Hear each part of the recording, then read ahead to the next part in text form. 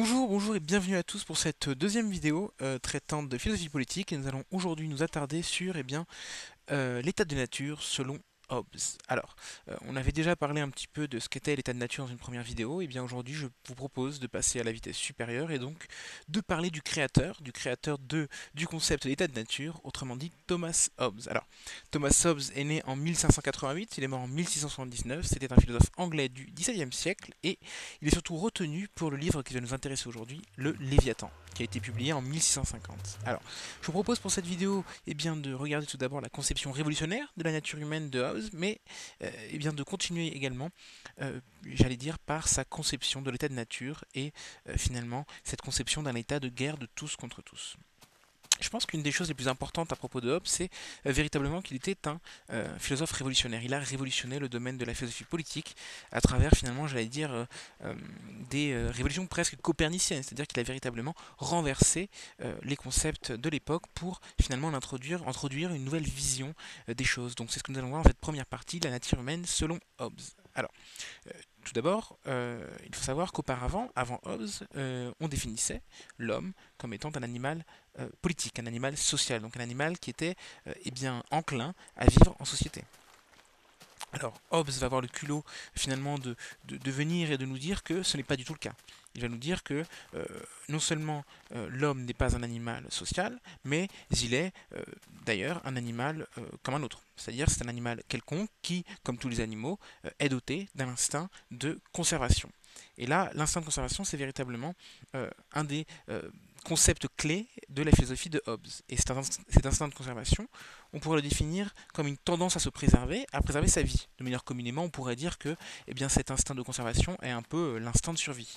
Alors, cet instinct est également appelé par Hobbes, euh, il est également appelé par Hobbes conatus. Donc cet instinct de conservation est également le conatus, c'est également un concept qui sera repris plus tard par Spinoza.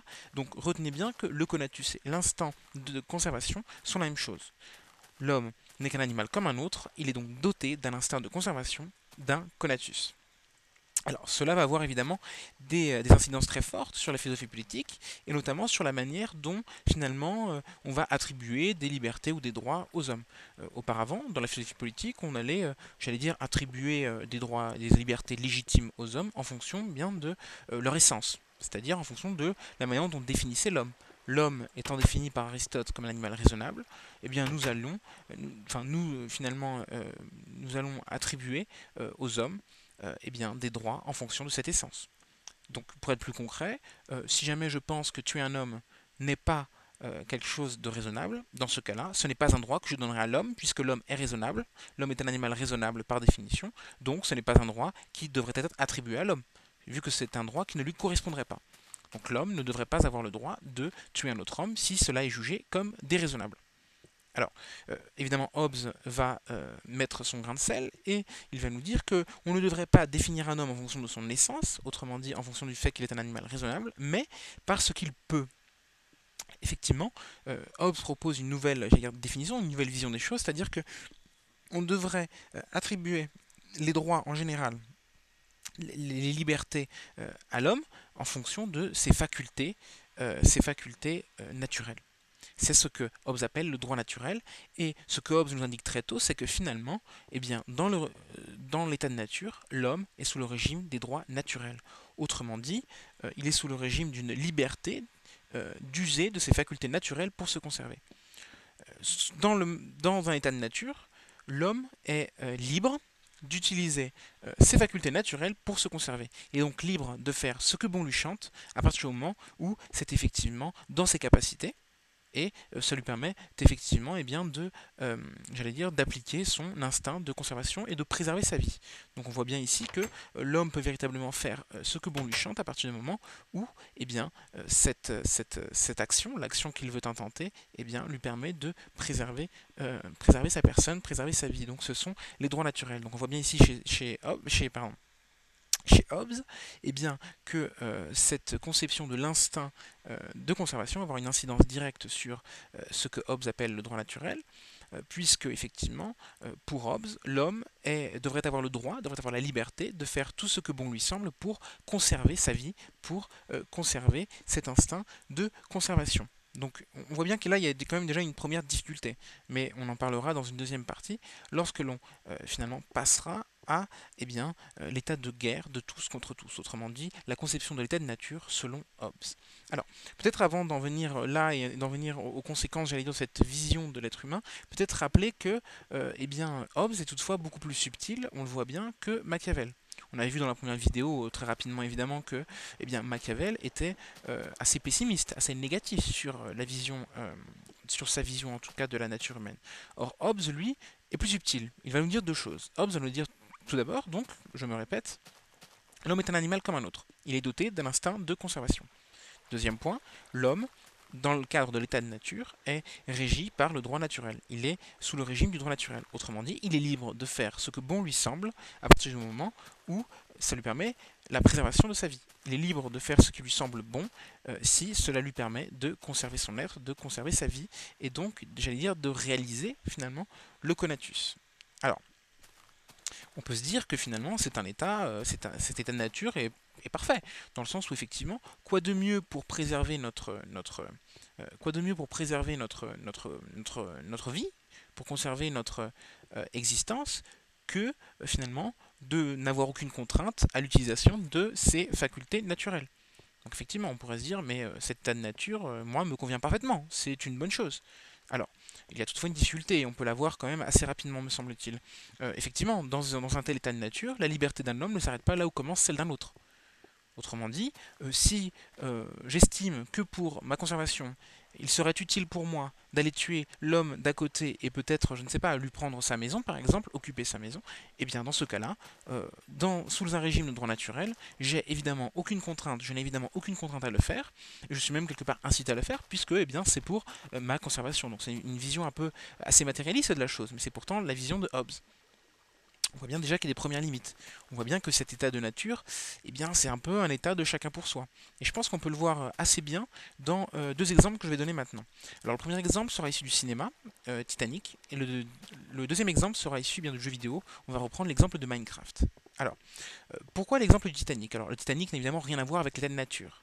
Mais toutefois, je pense qu'à un certain moment, il y a un moment assez troublant dans le Titanic où finalement on va s'apercevoir que les hommes, les passagers, commence finalement à tendre vers, j'allais dire, un régime du droit naturel. C'est-à-dire que au moment où le bateau chavire, on se rend compte que ça va être du chacun pour soi, le but va être de conserver sa vie, et dans ce cas-là, on est sous le régime du droit naturel. C'est-à-dire que nous avons la liberté de faire ce que bon nous semble à partir du moment où on conserve notre vie. Notre but est de conserver notre vie, et nous pouvons faire ce que bon nous semble. Même si cela signifie ne pas laisser passer les hommes et les enfants d'abord. Les femmes et les enfants d'abord, pardon. Même si cela signifie, blesser, tuer une autre personne pour sa propre conservation.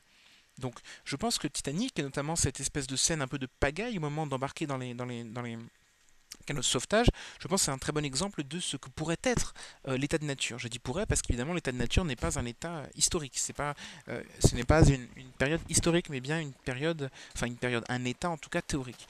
Donc je pense que cette scène un peu de sauvagerie, un peu d'anarchie, peut finalement être un bon exemple pour comprendre ce que serait en tout cas dans certains cas, dans un cas extrémiste, les relations entre les hommes dans cet état de nature. Je pense que c'est un très bon exemple. Un exemple un peu moins peut-être extrémiste, euh, Minecraft. Alors, Minecraft, encore une fois, c'est un parfait exemple de l'état de nature.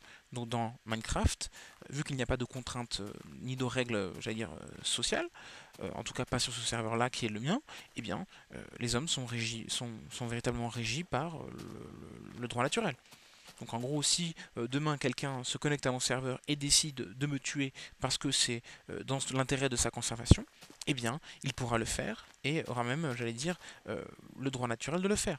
Dans le cadre du droit naturel, vu qu'il est régi par le droit naturel, il aura effectivement tous les droits de me tuer et je ne sais pas, de piller ma maison par exemple, afin d'en tirer des ustensiles qui lui permettront de faire face plus facilement à ce monde et donc de se conserver.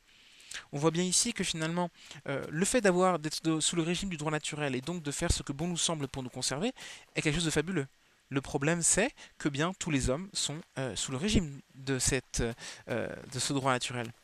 Et dans ce cas-là, finalement, rien ne garantit notre conservation. Le fait qu'un autre individu garantisse sa conservation en usant justement, j'allais dire, des droits naturels, ne garantit en rien ma conservation. Au contraire même, c'est même un danger pour moi. Et c'est là où Hobbes va être extrêmement subtil, puisqu'il va nous dire que l'homme est un animal raisonnable. Et donc l'homme est doté d'un entendement, doté d'une raison. C'est ce couplage entre, j'allais dire, l'instinct de conservation et la raison qui va faire en sorte que l'homme va se rendre compte bien, qu'il est nécessaire, il est véritablement nécessaire de quitter cet état de nature car il n'est pas, j'allais dire, sécuritaire. Ce n'est pas un environnement sécurisé pour l'homme. Ce n'est pas un environnement idéal pour satisfaire cet instinct de conservation, puisque n'importe quel homme, étant doté du même instinct, peut se permettre de nous porter la mort.